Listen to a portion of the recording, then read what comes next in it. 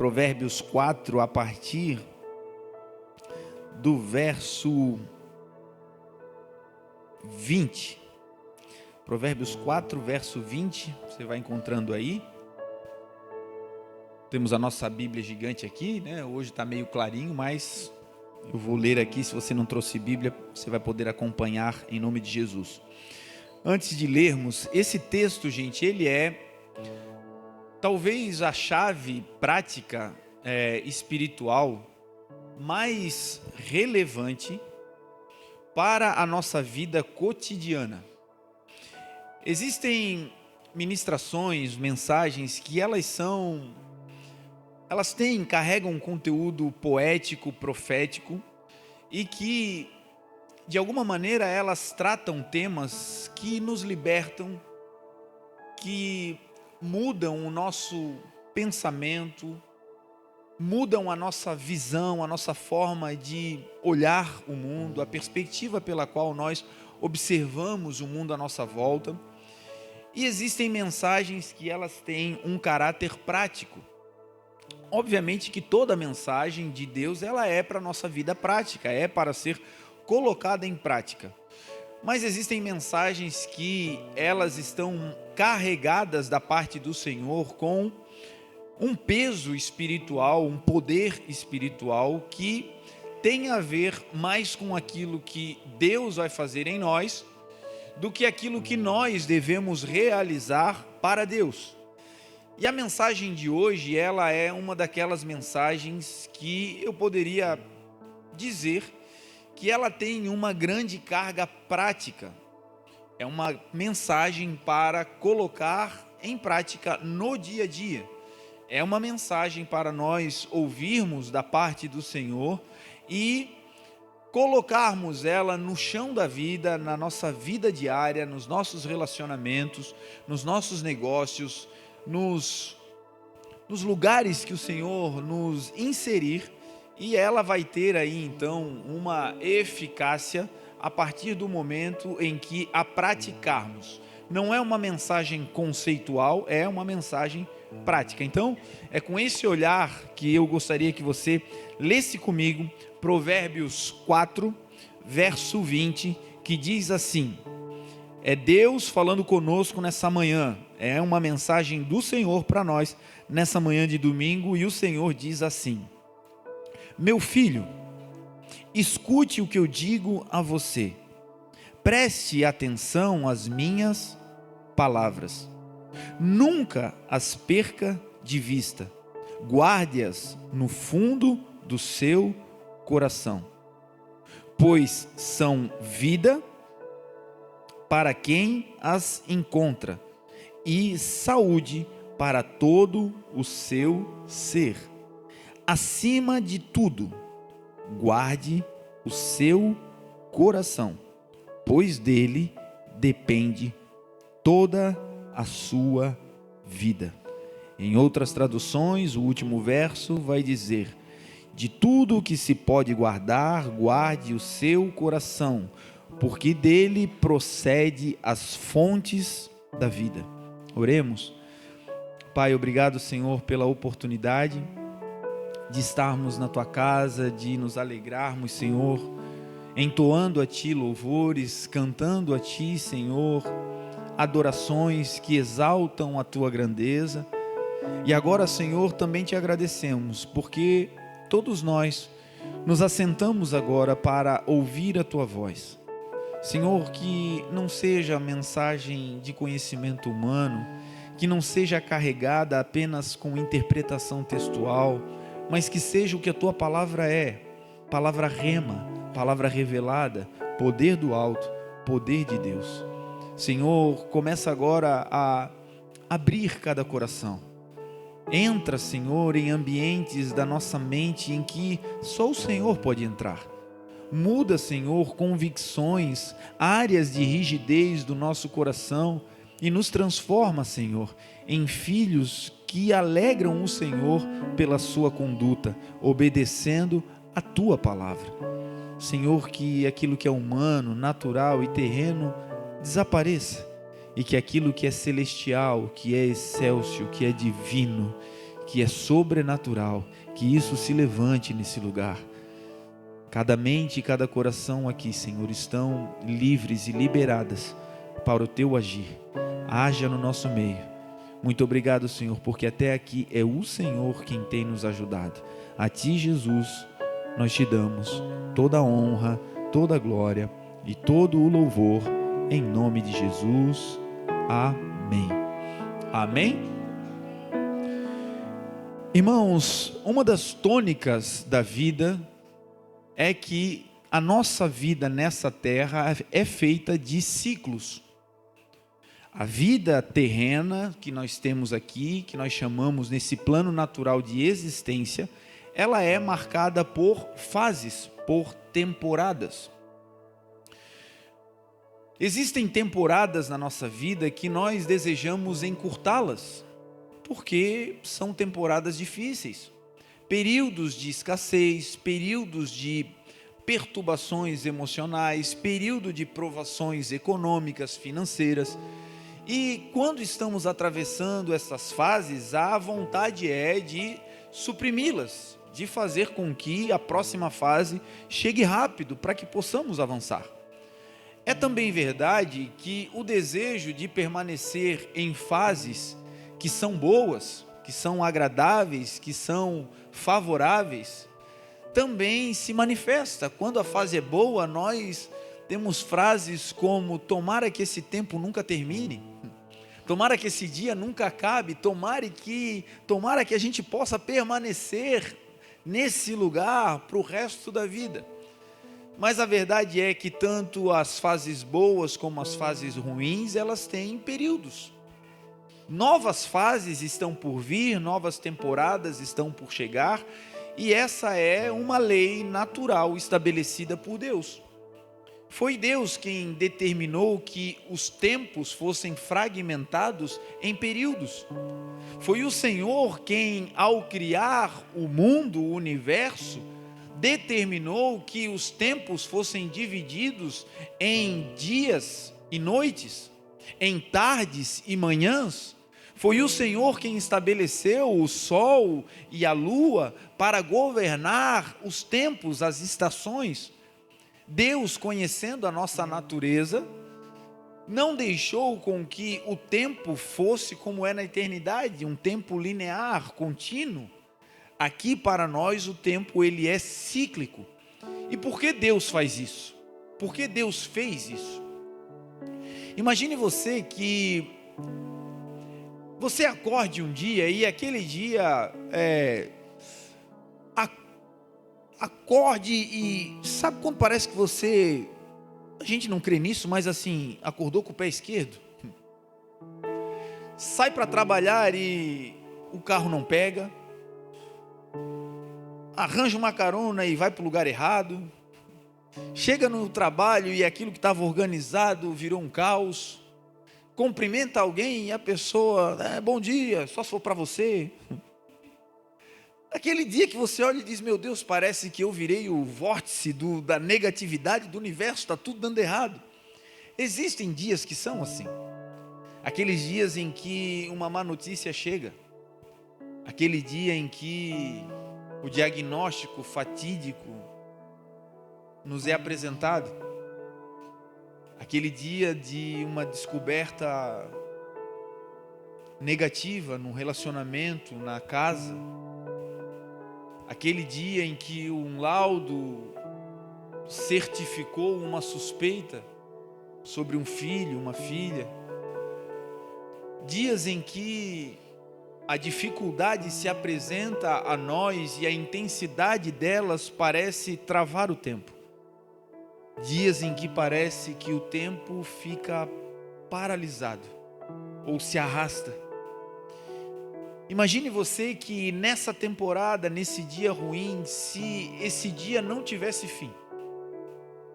Imagine você se o Senhor não tivesse determinado que esse momento, esse dia, esse período, uma hora chegaria ao seu término. Imagine eu e você vivendo debaixo de uma continuidade temporária. Quando fosse boa, nos alegraríamos, mas fatalmente, em algum momento de tanto ver e viver coisas apenas boas e favoráveis, nos colocaríamos em um lugar de tédio. Porque também é verdade que quando nós estamos em um lugar de grande bonança, abastança, favorável, por vezes, se o nosso coração não estiver no Senhor, nos entediamos até daquilo que é bom. Isso explica porque pessoas milionárias que têm tudo, sentem um vazio tão grande na sua alma que por vezes desejam tirar a sua própria vida.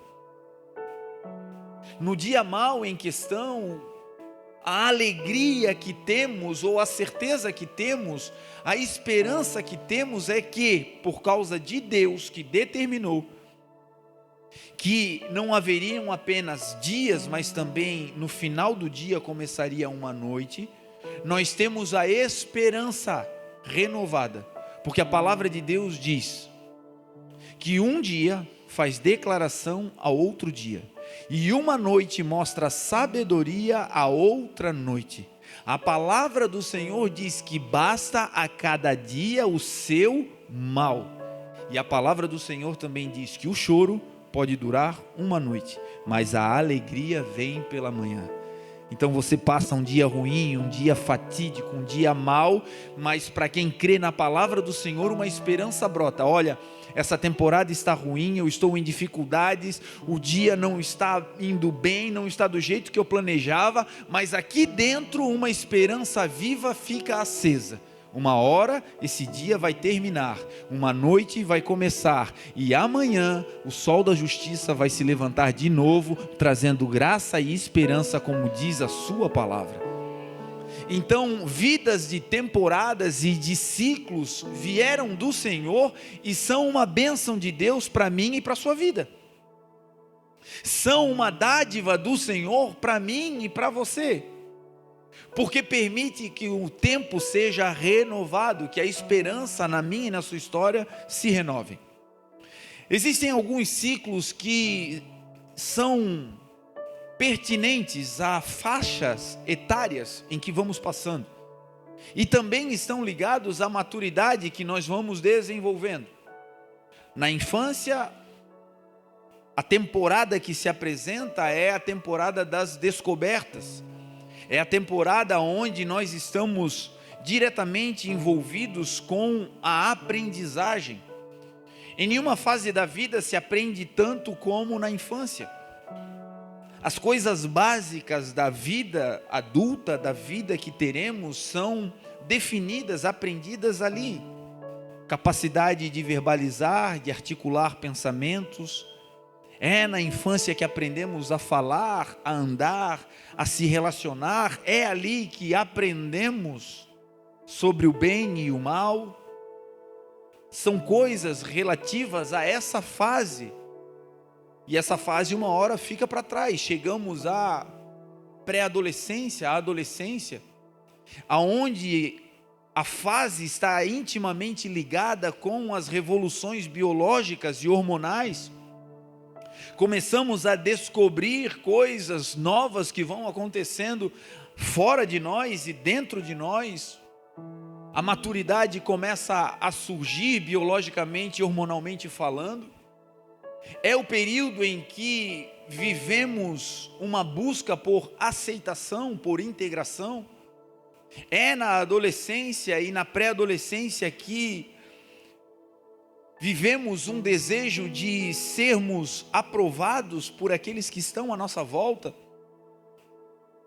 É na adolescência que, por vezes, fazemos coisas, vestimos coisas, cortamos o cabelo de maneira que não gostaríamos de fazer, mas porque todo mundo faz, então a gente faz na necessidade de se inserir. Aí anos depois a gente pega uma foto da adolescência e diz: onde é que eu estava com a cabeça?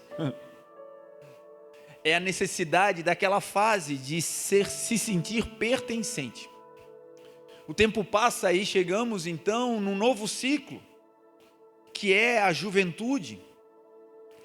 Somos então na juventude homens e mulheres biologicamente maduros, com o corpo já formado, com a capacidade fisiológica em pleno vigor.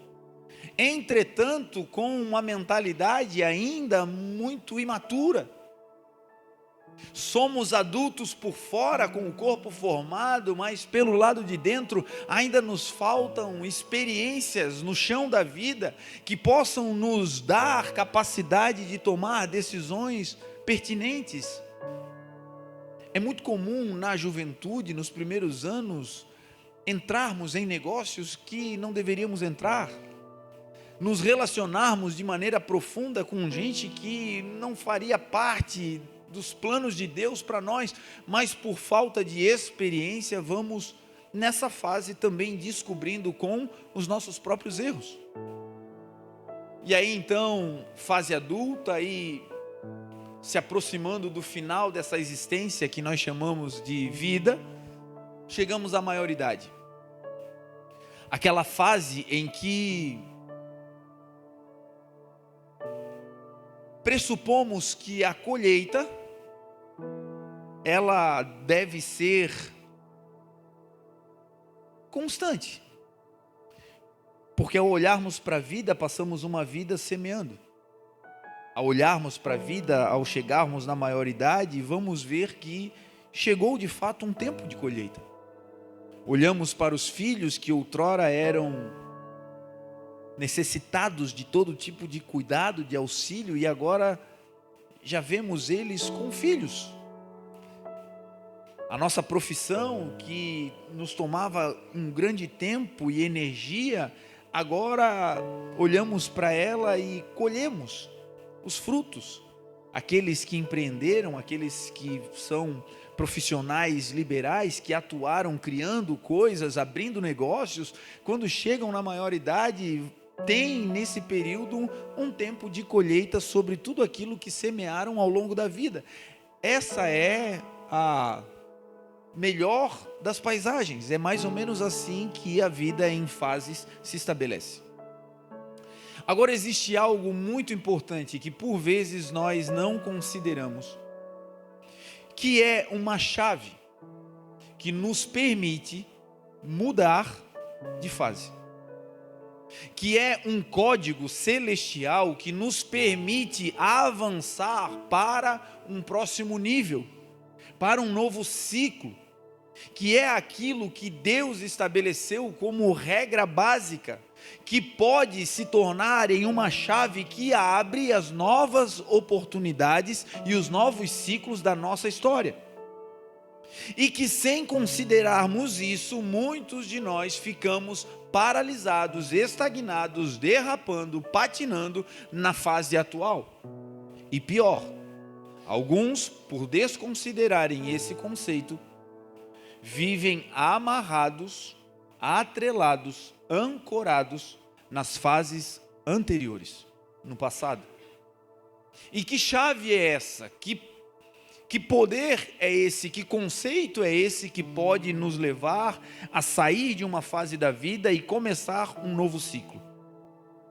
O texto que nós lemos, Salomão começa a dizer que nós devemos nos atentarmos para as palavras do Senhor, que nós não devemos nos esquecer das palavras, dos mandamentos, das instruções de Deus, porque essas instruções, esses mandamentos serão vida para a nossa vida. E no final ele vai dar um lembrete, que aqui está o cerne da mensagem de hoje. Ele vai dizer: de tudo que vocês devem guardar, de todas as fases da vida que nós vamos passando, em todas elas, o mais importante, a prioridade para sair dela de maneira saudável é: guarde o seu coração, porque é do coração que procedem as fontes da vida. Perceba que ele não está dizendo guarde o seu dinheiro, porque é pelo dinheiro que a sua vida será mantida. Ele não está dizendo guarde a sua capacidade intelectual e a desenvolva, e aqui não estamos fazendo apologia a não crescer financeiramente, intelectualmente, não é isso, mas existe algo que está liderando essa lista de prioridades, e Deus está dizendo em todas essas fases, se você quer viver uma vida plena, abençoada e partir para a próxima fase, para o próximo nível, Deus está dizendo a ferramenta e a chave é o meu e o teu coração. Te aconselho, se você puder, entrar na nossa plataforma lá no YouTube e procurar depois uma mensagem que nós ministramos alguns meses atrás, que tem como título Se Perder o Coração Já Era. Porque é literalmente isso, meu irmão. Se o nosso coração é uma fonte, e é isso que Deus está dizendo, o coração de vocês é uma fonte. Se essa fonte se contaminar, tudo que proceder dela estará contaminado. Se o meu e o seu coração se perderem no meio do caminho, o nosso coração também é como uma bússola.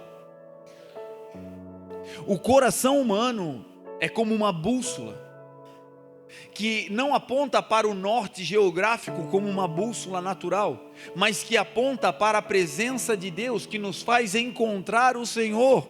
Não é com a mente que eu encontro a Deus, não é com a capacidade intelectual que eu tenho um encontro com o Senhor. A palavra de Deus diz: busquem o Senhor com todo o vosso coração. Buscar-me-eis e me achareis, quando me buscarem com todo o vosso coração.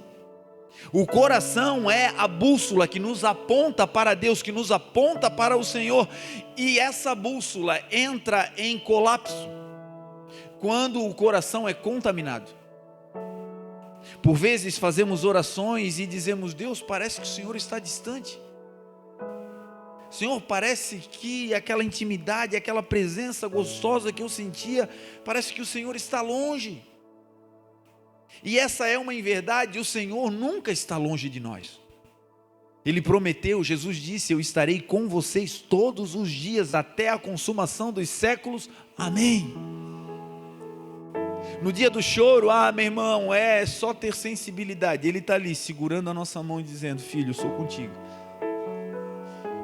No dia da solidão é só clamar e Ele vem, porque Ele disse: eu vou estar com vocês todos os dias.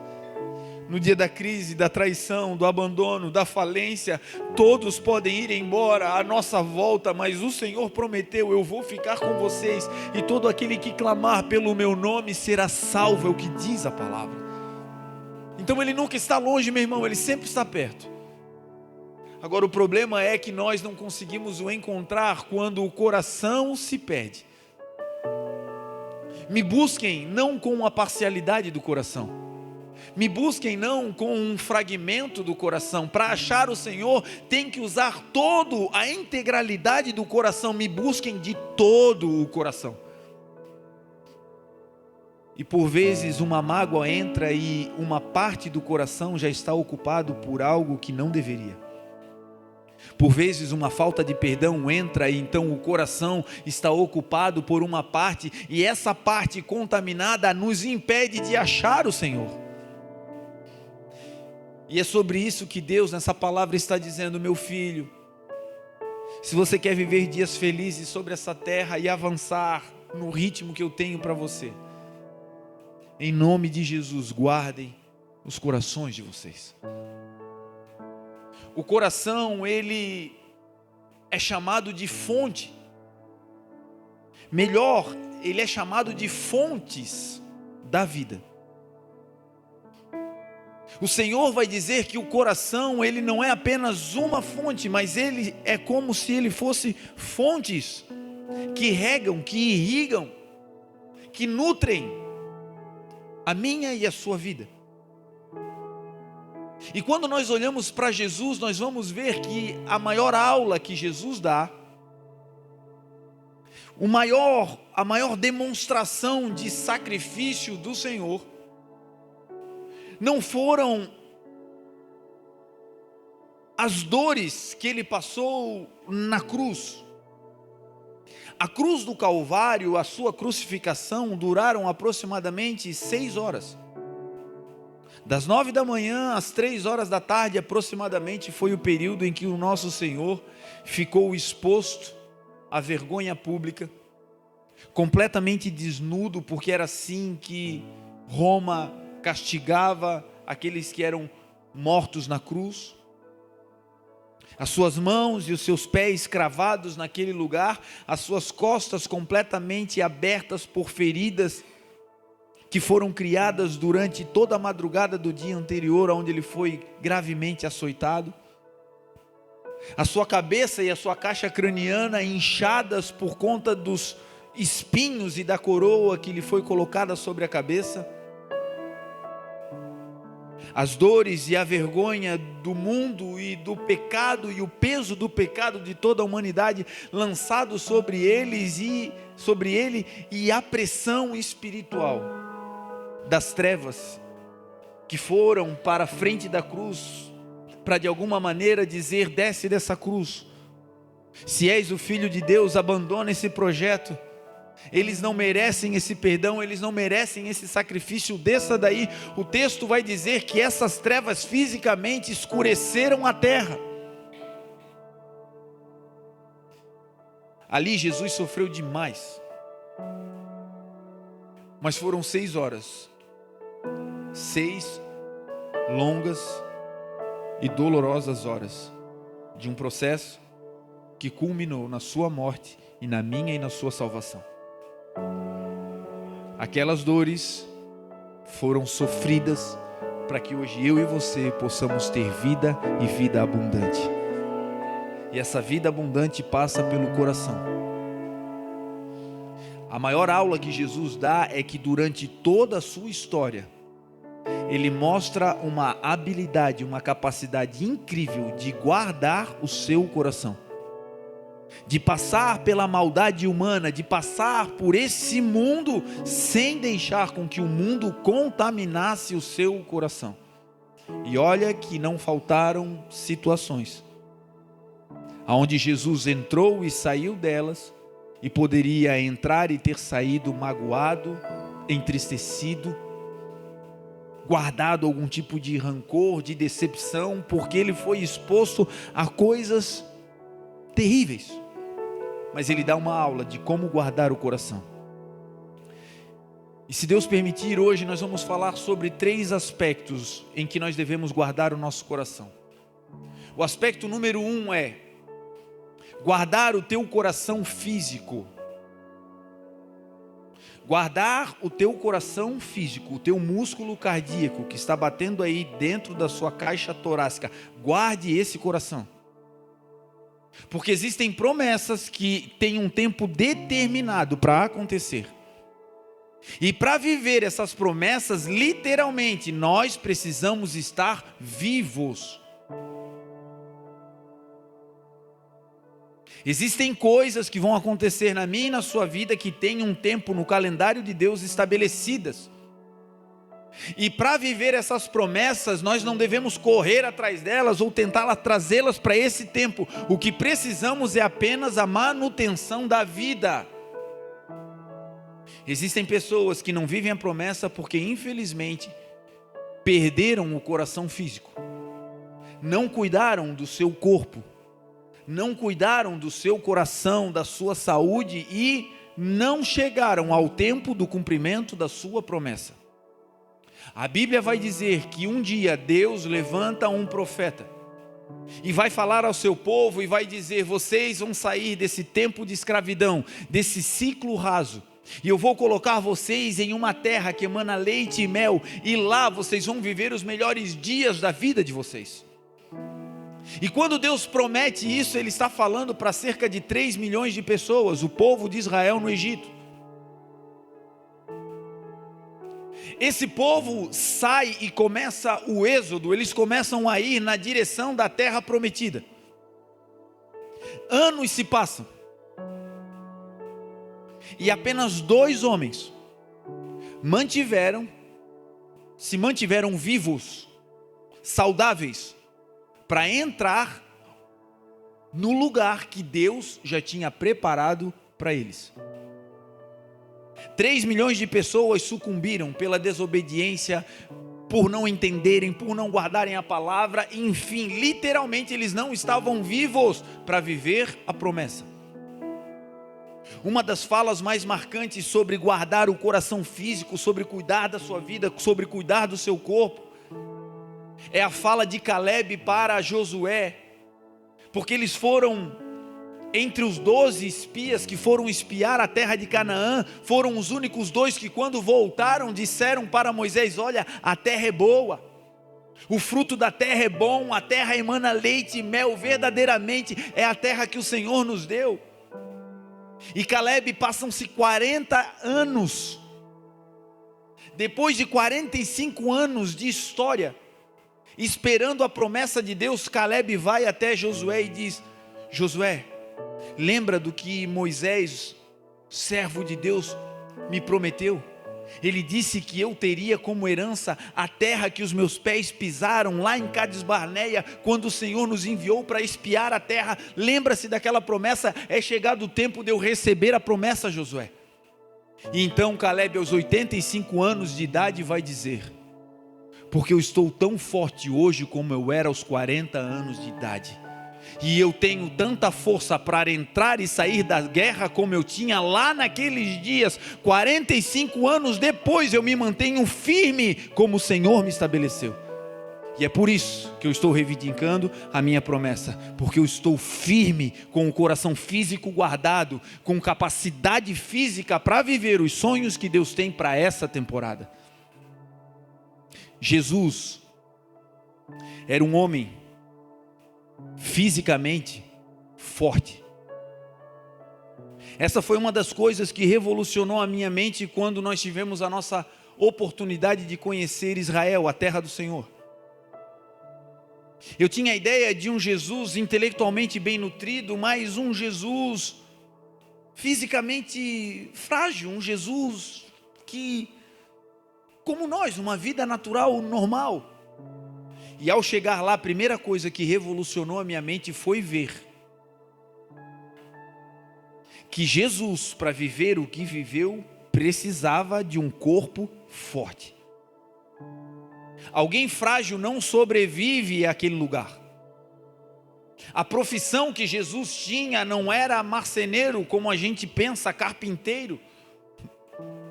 Eu pensava que Jesus fazia cadeiras, fazia mesas, era um artesão. E quando chegamos lá, a primeira coisa que caiu da minha mente foi isso. A aula que tivemos foi que Jesus, ele era tecton, é o que diz a palavra no original, no hebraico. E tecton significa rocha, trabalhador de rocha, um pedreiro. Jesus era um construtor. Fazia casas, fazia torres, fazia eiras, fazia lagar, e isso tudo era escavações feitas em rochas. Quando Jesus conta a parábola de que um homem plantou uma vinha, construiu um lagar, fez uma torre, e lá na frente ele vai dizer qual é o homem que, ao construir uma torre, antes não se assenta para ver se pode terminar, ver os custos, para que não comece e depois seja zombado porque não terminou aquela obra. Quando Jesus fala sobre construção de torre e os valores de construir uma torre, ele sabia, esse era o trabalho de Jesus. Ele era um construtor de pedras. E meu irmão, as pedras daquele lugar são enormes e escaldantes.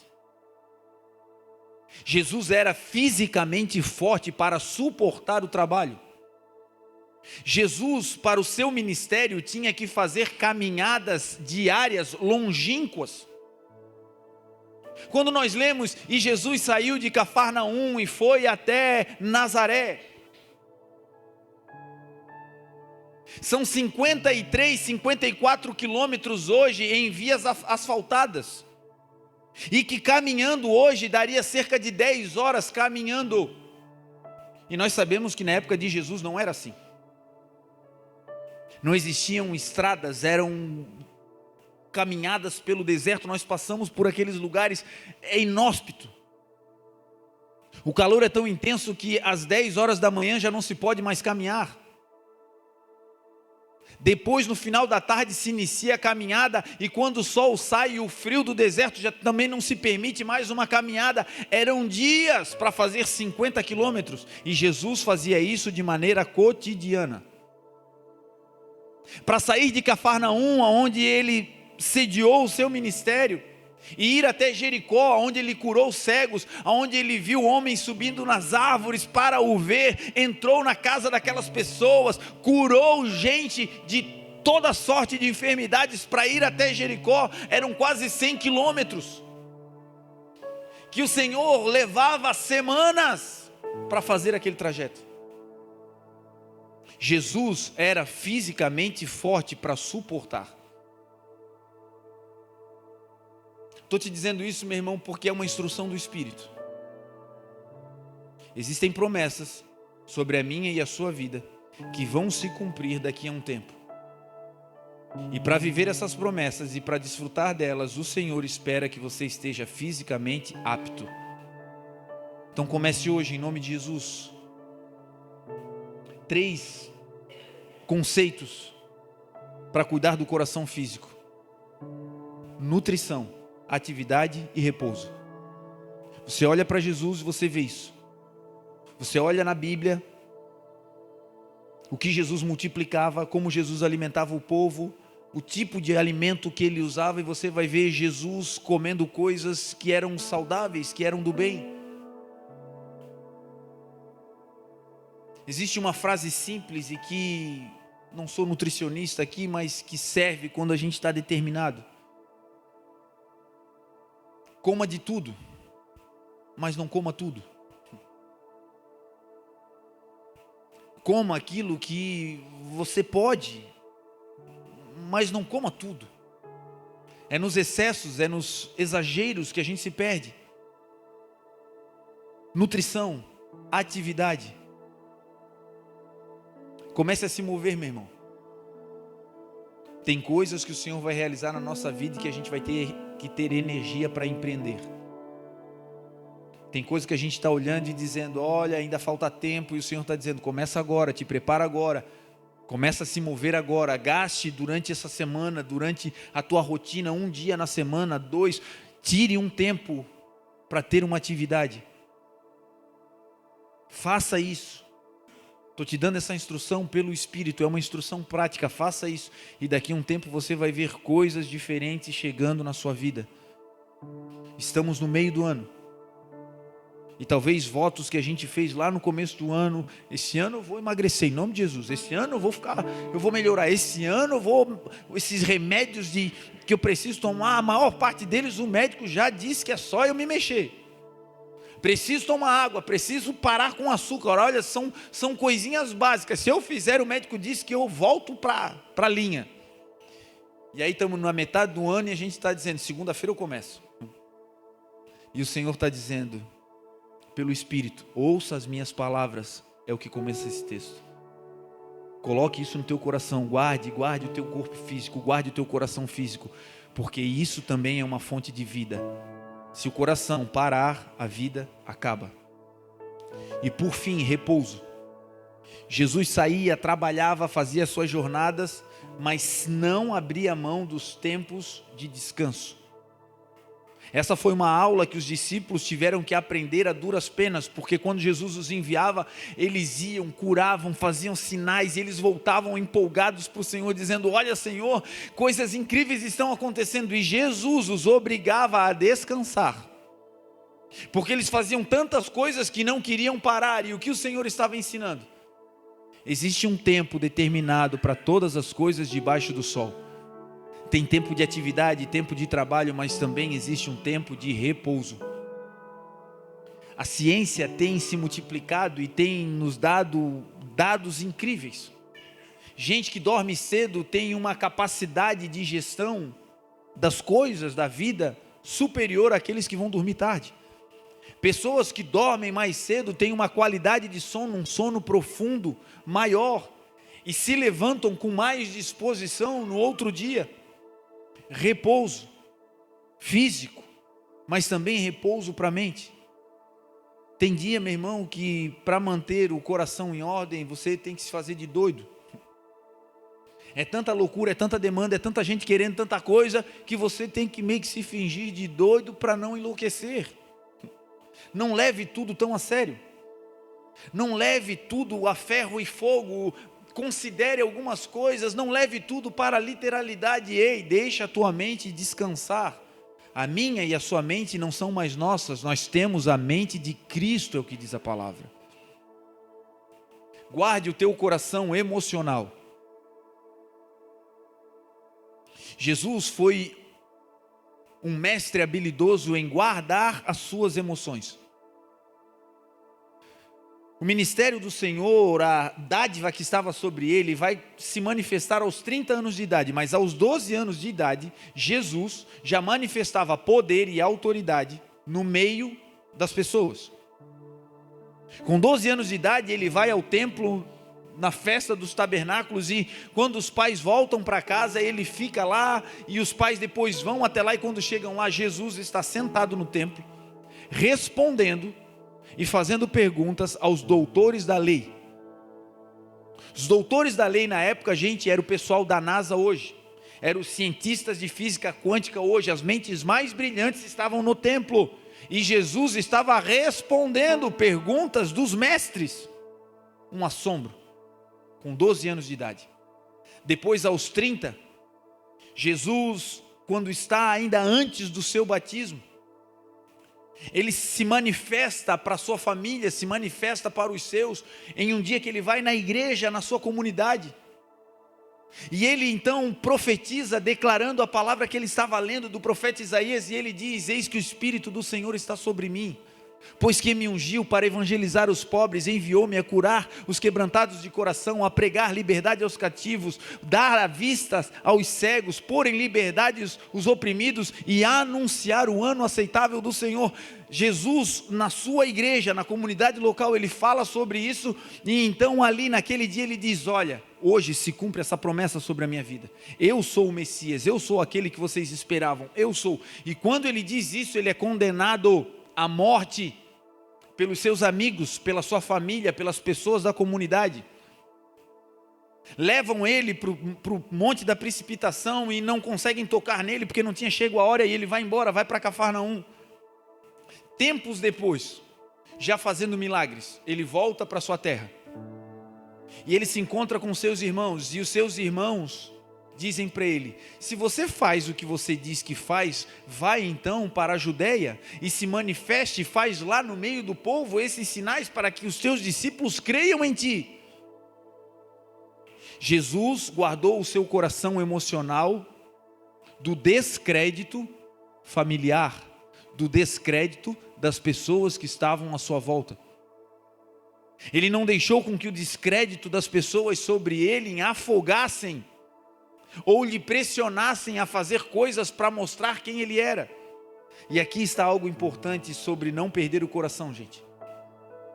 Se tem algo que machuca, que fere o nosso coração, é quando o descrédito à nossa volta tenta nos fazer mostrar quem nós somos. Quando agimos para tentar provar para as pessoas quem nós somos ou aquilo que nós carregamos. E quando fazemos isso, no final nos sentimos mal. É quando damos um carteiraço dizendo: eu sou, eu aconteço.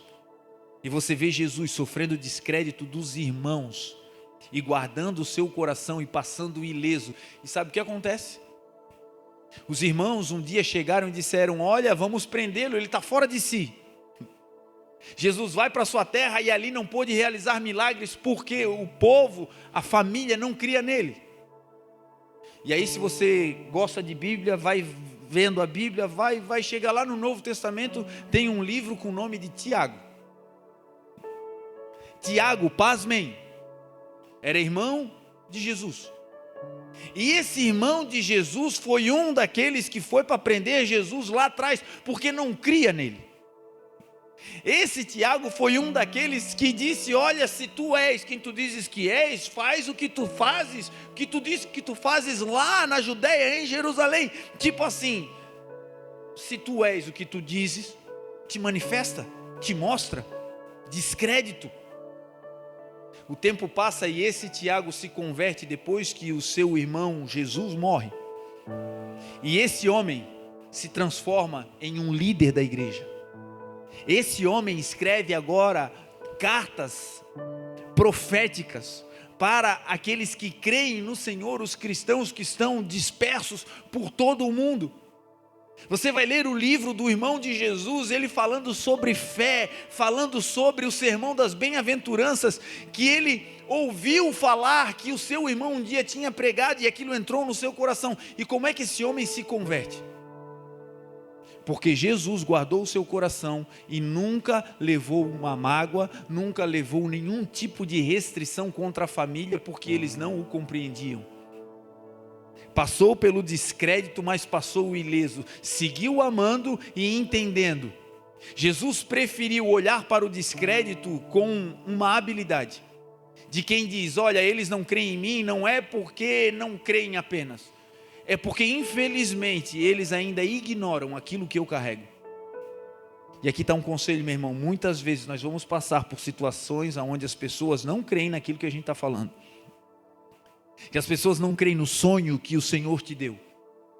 E o segredo está aqui. Quer avançar para a realização do sonho? Não deixa o teu coração ficar magoado e machucado, porque as pessoas ainda não conseguem ver o que você está vendo. Deus mostrou para você, e a sua habilidade guarda o coração, porque um dia vai acontecer. E quando acontecer, se o coração estiver machucado, nós vamos olhar para trás e dizer: viu, eu estava certo. E Deus não está nisso. Deus está no coração que Ele deu a José, que foi vendido pelos irmãos, jogado numa cova, maltratado, e anos depois, quando a família está com fome e eles se apresentam, o irmão diz: vocês tentaram me fazer o mal, mas o Senhor me preservou em vida, para que eu viesse antes e preparasse tudo para guardar a vida de vocês. Vai chegar um tempo, meu irmão, que nós vamos olhar e dizer: eu e a minha casa servimos ao Senhor.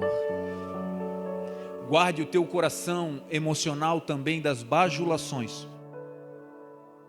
Se por um lado o descrédito machuca, por outro lado o coração também se contamina com bajulação. Por vezes palavras de afago, palavras que nos enaltecem, palavras que nos jogam para o alto, nos tiram do chão. Cuidado. A palavra de bajulação não é palavra de honra. O bajulador não está interessado em quem você é, ele está interessado naquilo que você tem. E quando você perde o que tem, o que podia oferecer, os bajuladores somem. E um coração que se envaidecia com a bajulação fica doente quando perde os bajuladores. Mas nós temos um conceito: que Ele cresça e que nós diminuamos. Que o Senhor seja o nome acima de todo nome sobre a minha e a sua vida, e que assim seja para a glória de Deus. E por fim, guarde o teu coração espiritual. O mundo em que vivemos está numa batalha. Uma guerra espiritual acontece todas as vezes que nós nos levantamos, apesar de não vermos essa guerra. E aí Paulo vai dizer: depois que vocês fizerem tudo, fiquem firmes e revistam-se com toda a armadura de Deus. Coloquem, pois, o capacete da salvação.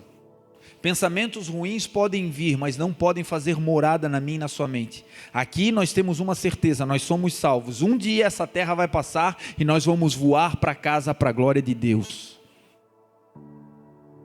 Coloquem também os sapatos com a preparação do evangelho da paz. Tem dias que você sabe que vai entrar numa guerra. É um embate familiar, é uma situação que você tem que resolver no trabalho, é uma questão com pessoas. Tem dia que você sabe: eu vou entrar numa guerra. Tem dias que você vai ter que reivindicar os seus direitos, entrar na justiça, enfim, são coisas que você vai ter que fazer, que você sabe, é uma guerra.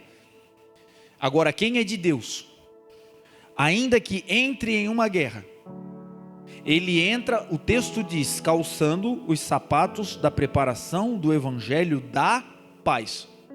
Você entra na guerra, mas a guerra não tira a tua paz. Você entra na batalha, mas aquela batalha não rouba a paz de Deus que habita em você e que excede todo entendimento. Do lado de fora a guerra, mas aqui dentro uma convicção: o príncipe da paz está comigo. E no final ele vai se levantar para a glória de Deus. Para terminarmos, levante o escudo da fé, com o qual nós vamos poder apagar todos os dardos inflamados do maligno. Os irmãos que vão servir a ceia já podem se posicionar, já podem ir passando a ceia em nome de Jesus.